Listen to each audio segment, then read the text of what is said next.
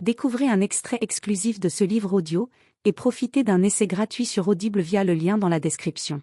Avec le croque-mort local. En l'écoutant parler, Jack s'avouait qu'il n'aurait jamais pu éprouver de la sympathie pour toute personne assise de l'autre côté de ce bureau, compte tenu des circonstances. Ullman venait de lui poser une question qu'il n'avait pas saisie. Mauvais. Ullman était du genre à noter ce type d'erreur dans un Rolodex mental pour les étudier ensuite. « Pardon ? Je vous demandais si votre femme a bien conscience de ce qui vous attend ici.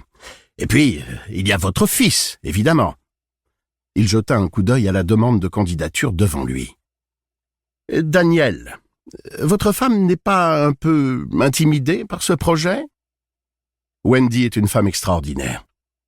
Et votre fils, il est extraordinaire, lui aussi ? Jack sourit. Un large sourire de représentant de commerce.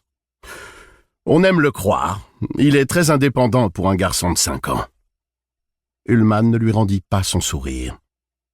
Il glissa la demande de Jack dans un dossier qui disparut dans un tiroir. Il ne restait plus sur le bureau qu'un sous-main, un téléphone, une lampe Tensor et une corbeille à courrier dont les 2 bacs arrivée et départ étaient vides. Ullman se leva et se dirigea vers un classeur situé dans le coin. « Venez de ce côté du bureau, je vous prie, Monsieur Torrance. Nous allons regarder les plans de l'hôtel. » Il revint avec 5 grandes feuilles qu'il étala sur le plateau verni du bureau en noyer. Debout, à côté de lui, Jack ne pouvait ignorer l'odeur de son eau de Cologne. Tous mes hommes portent English Leather ou rien du tout. Ce slogan publicitaire lui vint à l'esprit sans raison aucune, et il dut se mordre la langue pour réprimer un éclat de rire. À travers le mur leur parvenaient, étouffés, les bruits des cuisines de l'hôtel Overlook, qui retrouvaient leur calme après le déjeuner. « Le dernier étage », déclara Ullman d'un ton brusque. « Le grenier. Il n'y a absolument rien là-haut, hormis tout un bric-à-brac. L'Overlook a changé plusieurs fois de propriétaire depuis la Seconde Guerre, et on dirait que chaque nouveau directeur a entreposé dans ce grenier tout ce qui l'encombrait. Je veux qu'on y mette des pièges à rats et des appâts empoisonnés. Plusieurs femmes de chambre du 3e affirment avoir entendu des bruissements.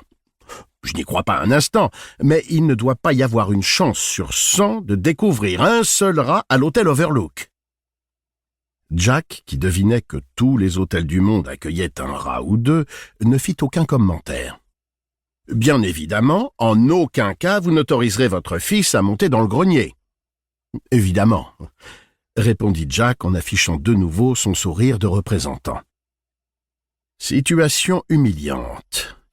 Ce petit connard prétentieux croyait-il vraiment qu'il laisserait son fils faire l'andouille dans un grenier plein de pièges à rats, de vieux meubles pourris et Dieu sait quoi encore ?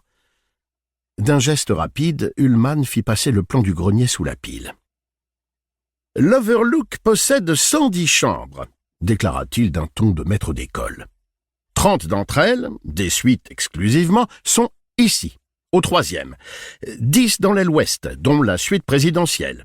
10 au centre et 10 autres dans l'aile est. Chacune bénéficie d'une vue magnifique. « Épargne-moi ton boniment. » Mais Jack garda le silence. Il avait besoin de ce boulot. Ullman glissa le 3e étage sous les autres et ils étudièrent le 2e étage. 40 chambres. 30 chambres doubles et 10 chambres simples. Et au 1er étage, 20 chaque, plus 3 placards à linge à tous les étages. Une réserve située au bout de l'aile est au 2e, et une autre au bout de l'aile ouest au 1er. Des questions ? Jack secoua la tête. Ullman retira prestement les plans du 2e et du 1er étage. Le rez-de-chaussée maintenant. Là, au milieu, on a la réception, et derrière, les bureaux. Le hall s'étend sur 25 mètres de part et d'autre de la réception. Là, dans l'aile ouest, vous avez le restaurant et le bar Colorado. La salle de réception et la salle de bal se trouvent dans l'aile est. Des questions ? Uniquement concernant le sous-sol, répondit Jack. Pour le gardien, c'est l'étage le plus important. C'est là que tout se passe, si on peut dire. Watson vous montrera tout ça. Le plan du sous-sol est affiché au mur de la chaufferie. Son froncement de sourcils impressionnant semblait indiquer qu'en tant que directeur, il ne se souciait pas des aspects aussi bassement matériels que la chaudière ou la plomberie. D'ailleurs, ce serait peut-être une bonne idée d'installer quelques pièges là aussi.